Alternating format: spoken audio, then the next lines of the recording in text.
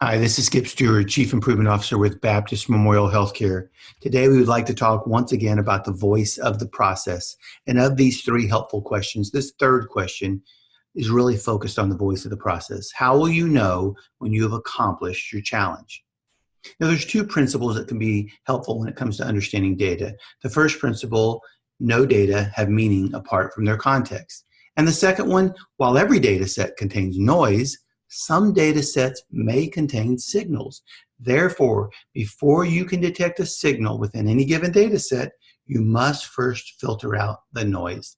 Today, you can see on the screen that we're going to be talking about patient satisfaction within an emergency department of a hospital.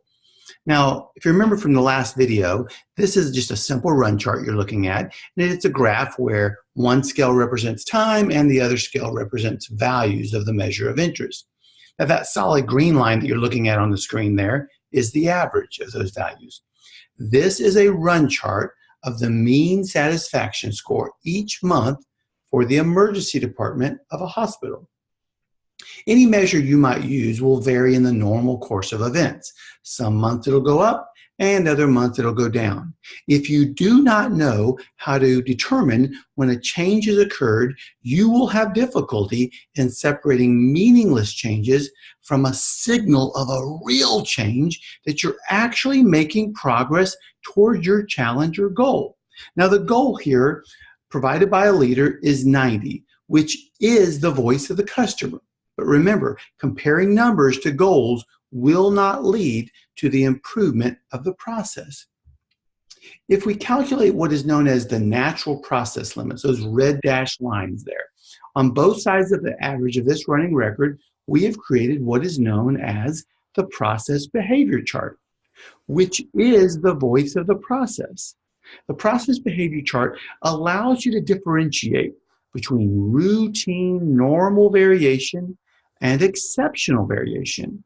It allows you to characterize the behavior of your process as being either predictable or unpredictable.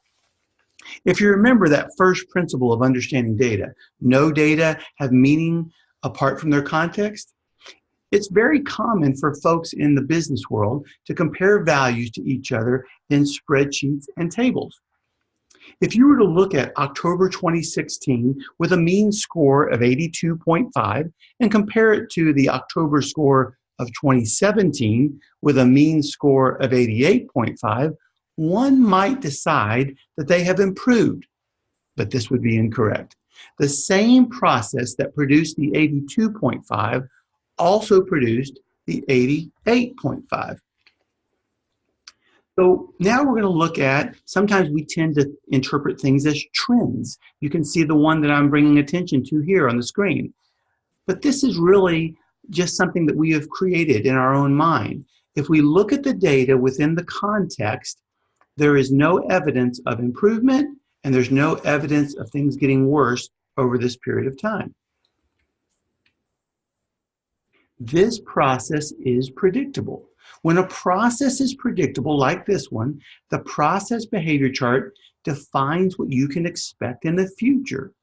The process average is likely to continue to be the same, and the future values may fall anywhere within those natural process limits, those red dashed lines on the chart.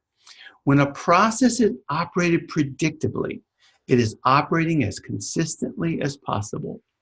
Now, goals, remember, are the voice of the customer, not the voice of the process.